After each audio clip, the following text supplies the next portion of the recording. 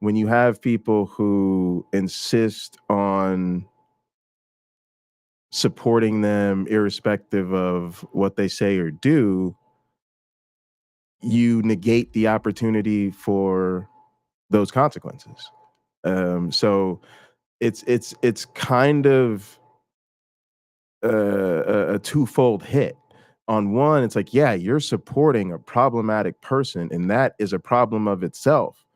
But also, you're kind of stopping us from solving the issue, because the social consequences from people like you is what we need to solve the issue. And I've said this from day one. Us getting on these streams with Pine Creek and having this back and forth and trying to have discussions with him, it means very little to him. Even if he knows that he's being hurtful to people, he does that for fun. What is going to make him think twice about things is an empty poker table. Very possibly.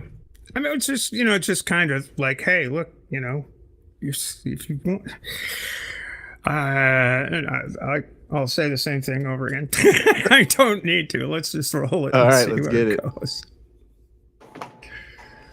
I am not defending Doug with his, if you call it transphobe, I don't really think it's transphobe, but I believe the majority of the times that I have watched Doug, when he's had a conversation with you or about anything relating to this subject on his channel, I haven't seen 100% of it. I've seen, I think, at least 50% though. And the Socratic method is designed to help you come to the realization that you have your beliefs. You obviously have your beliefs because you've experienced them. Pox. Now, the data that he's asking you to provide, the answers that he's asking you to provide, he is using a method that makes you stronger at answering that information, providing that information, being a voice and an advocate for the future of the generation that you experience that hardly anybody else has and can explain to the rest of us. All right, so just a couple things off rip for me. When trans people are telling me something is transphobic, I'm all ears. I don't have the audacity to pull the "you call it transphobe, I don't want to call it that." That's again, that is bending over backwards to enable people. It's you got it. We got to take our cues from the people with the lived experience. I'm not saying that there's never been a time that a trans person or a person of color has accused somebody of, transphobia or racism and been wrong, but that line right there made my spine almost jump out of my skin. Like, we've got to stop doing that. That's like the Me Too movement, right? Believe women. We have to believe people when they say, I know what I'm experiencing. I know what I'm seeing. I know what I've witnessed. I've been in that chair. Don't tell me that something isn't prejudice when I know exactly that it is. The other thing is, you already hear the patronizing, right? This is what's better for you. This is making you stronger. And that's going to be the theme of this that I find is really reflective of this community. Especially because this community is the let's debate everything. Let's have a conversation about everything. What's your evidence? What are your arguments? And so it's a big problem in the wider community because people are falling into these talking points. But in this community in particular, it's a real struggle. And for me, just, kind of observing this on the sidelines, it's like, you're asking people to debate their humanity and legitimizing this bigot's demand for evidence when you should be confronting his bigotry rather than legitimizing it by saying, well, hey, where's your fucking argument, man? Like, all right, that's me. Go ahead, Steph. Nothing. I was looking for Pragmatic Crystal left a comment on the stream about which was the definition of the Socratic method, and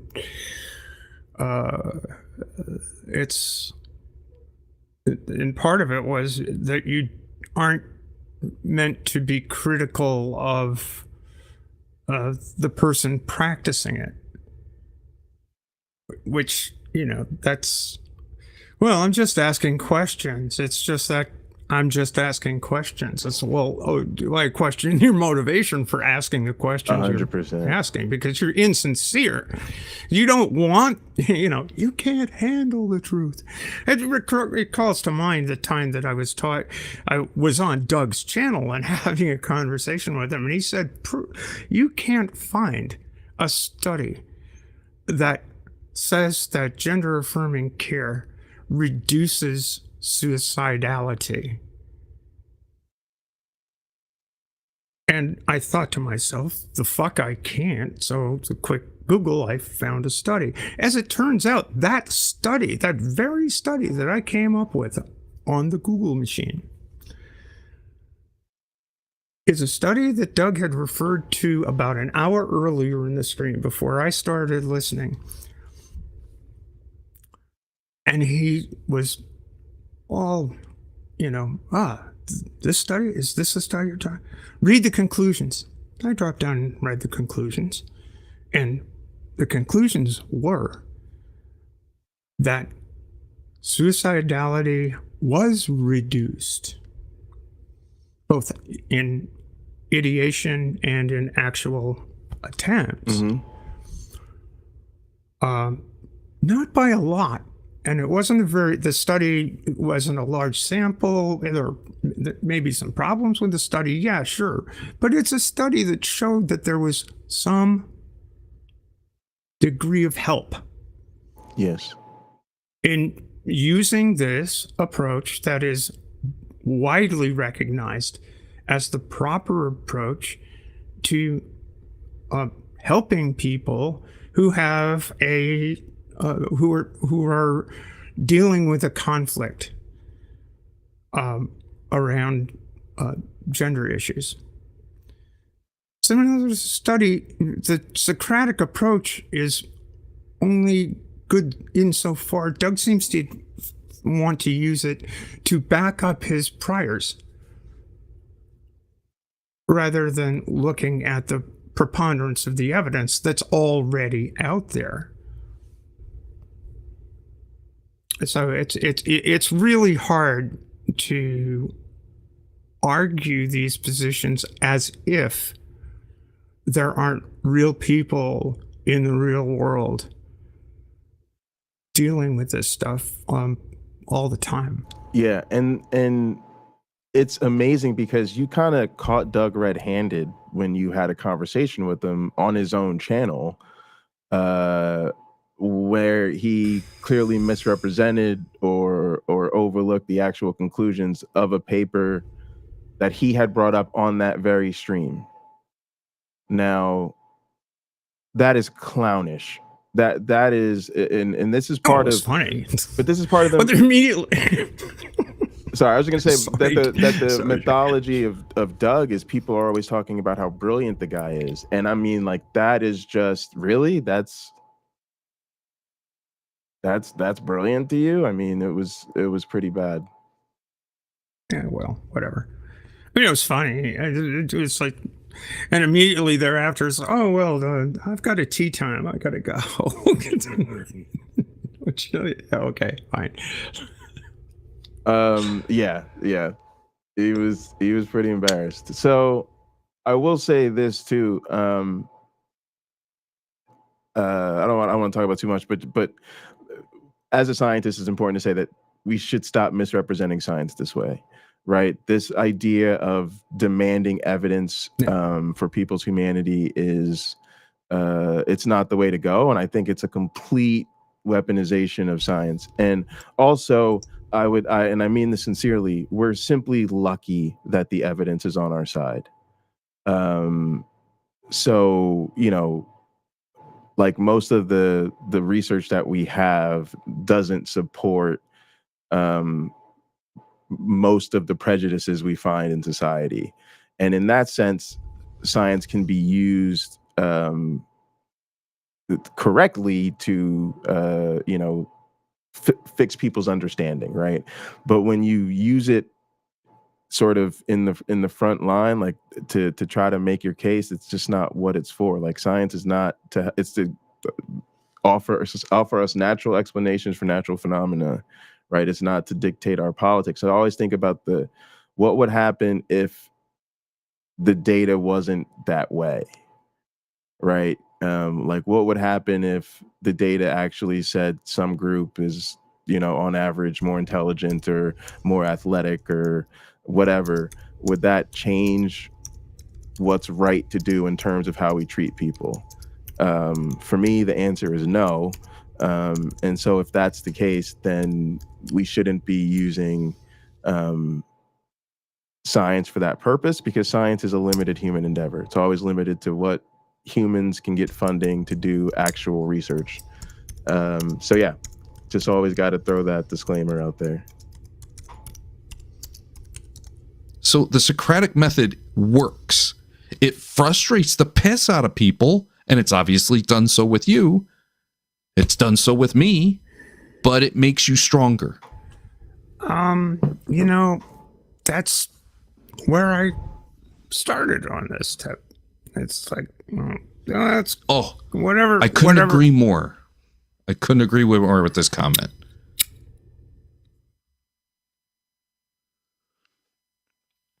He provides nothing. The Socratic method does. I think you misunderstand that comment too. Oh, well. You're sitting there defending the elephant. Are you frozen? No. What elephant? I don't know, mate. I think I don't know. Okay, let me try. Let me try the Socratic method. Do you think that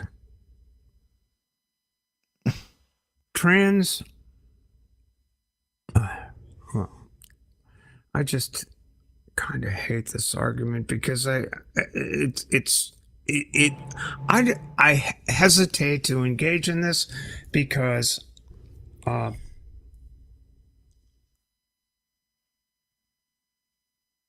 hesitate to call any human's experience into question.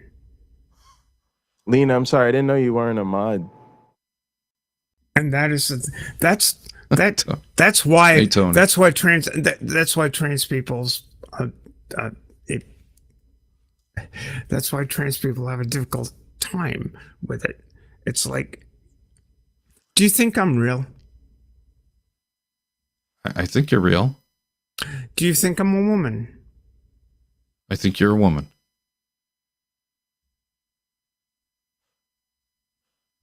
Do you think that your appreciating my womanhood depends on my gametes? On your gametes? Gametes. All right, this was hilarious. I guess how do you didn't know say the words. Gametes? Gametes. No. I mean, Like it's like a gamete? He's not equipped to have I produce or don't. Absolutely. I don't quite understand. I don't know what gametes means, or at least I'm not hearing what you're saying. Gametes. Pause the tape. Pause the tape. Pause the tape. This is an argument that is a trope that trans people hear all the time from gender critical people. It is something that Doug will say in discussing the age-old question: what is a woman? Notice the question is never what is a man, but it's astonishing to me that that someone could be so out of tune with this thing. In other words, I don't think Tux realizes the extent, the nature, and the degree to which trans people have been attacked and demonized over the course of the past 2 years in politics and in as a well-funded movement target coming from the right wing. And it's also one of these things where trans people are always put in the position of having to defend themselves somehow or another against the kind of bigotry that Doug pushes. It's doing positive harm. Yeah, absolutely.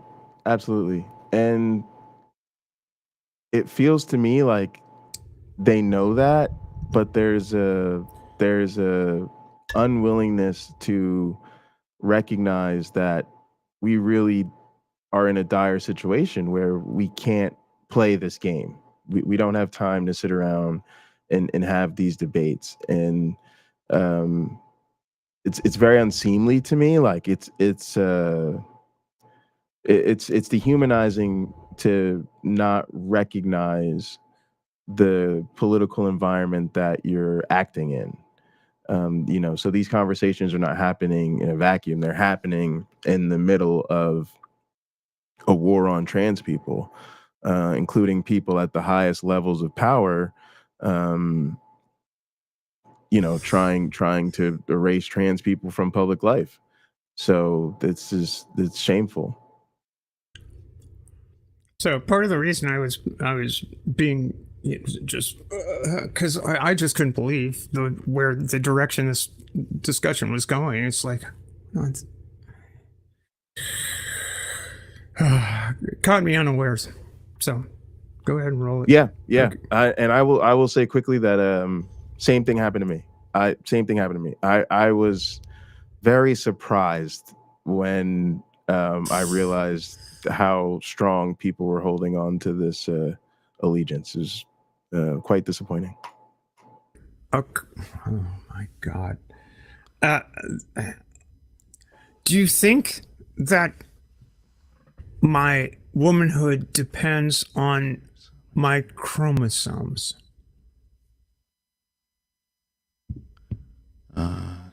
Male or female cell able to unite their opposite sex from a zygote. Okay. All right. Say that again. What was the question? Do I had to look up what word you were saying.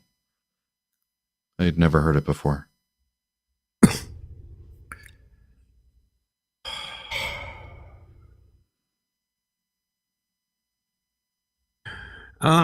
Producer Wes, you two need to get on the same page so you're not arguing against each other. I'd appreciate a suggestion, because I really don't want to be having this argument. I mean, I think it's valuable in some respect, because I do think that having had plenty of time with Doug,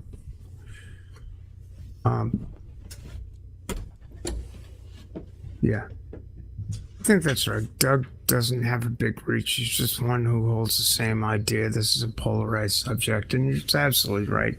I mean, it's kind of fruitless. We were having fun making fun of P-Town, but the problem, the problem I have is that in all honesty, Steph, the last two times you've been on the stream with me, you've kind of go down this rabbit hole. And It's I don't mind it so much as long as it ties back into anti-theism. And it does have a little bit of a hand-holding at times. So that's why I don't protest too much. But just keep in mind the tool that Doug uses against Christianity, against Abrahamic religions. He uses that tool against you. All right, so there's two things happening here at once that are both problematic. One is the y'all can hear Steph. Steph don't have to be in the chair to be here. But one is actually, again, it plays into like the civility type deal where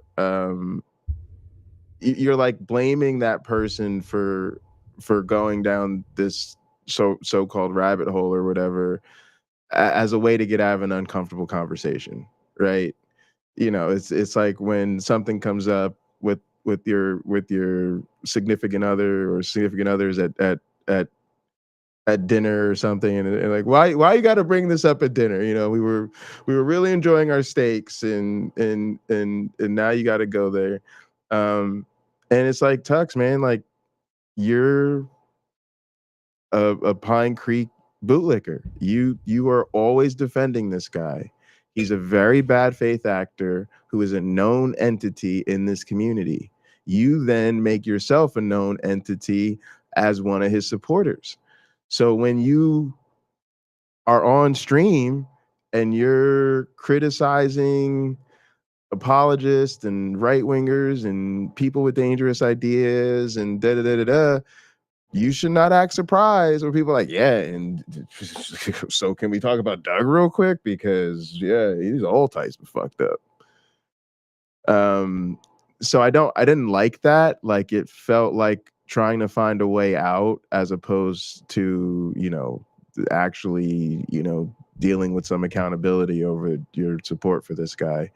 And then, of course, tying it into this false equivalence of,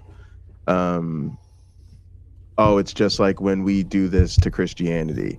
And I got to be honest, this all tracks with my journey. Like, what he's saying was like making me have a strong emotional response, because I'm like, this is what I felt like in this community. Like, we were all having a good time, counter apologizing, talking about the religious and all this type of stuff. Yeah, until the subject became racism, and all of a sudden you guys were treating me like I needed to defend my faith and my ability to vote and live peacefully. And then all of a sudden you're like, wait a second. Well, what the hell's going on here? So yeah. But that's another thing he's going to continue to say. Steph, do you want to say anything before I roll this? Nope. And if you like it when he's using it against Christians, you have to understand that your cause, the cause I'm going to support you on, is going to have to be, you're going to have to be able to answer some tough questions.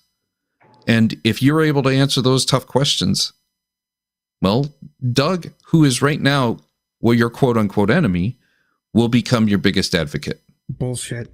It's not bullshit. No, it's total bullshit. Dawkins? You don't like what he's saying now? I told you, fuck around and find out. That is how we have to address this shit, though. Directly. No hesitation. No, just straight up. Like,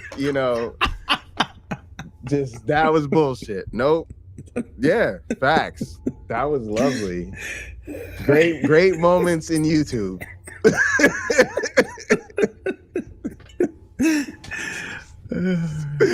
Chance to change that. Tell us what you really think.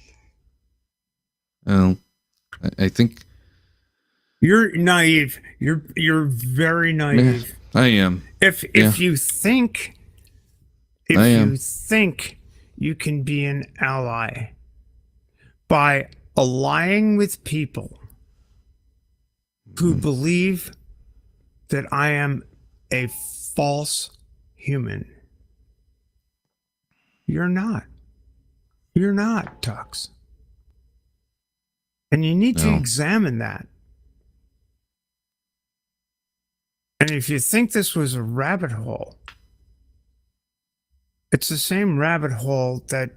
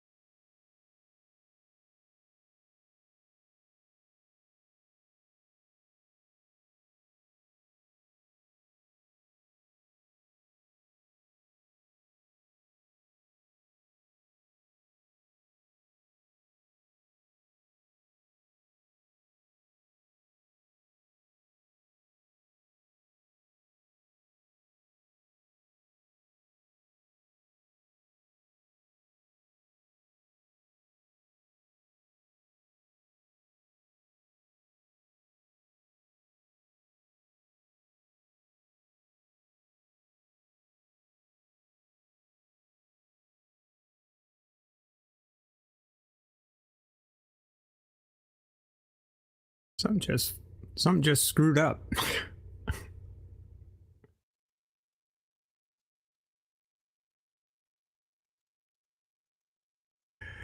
Sorry, I apologize, everyone. I don't know what's going on.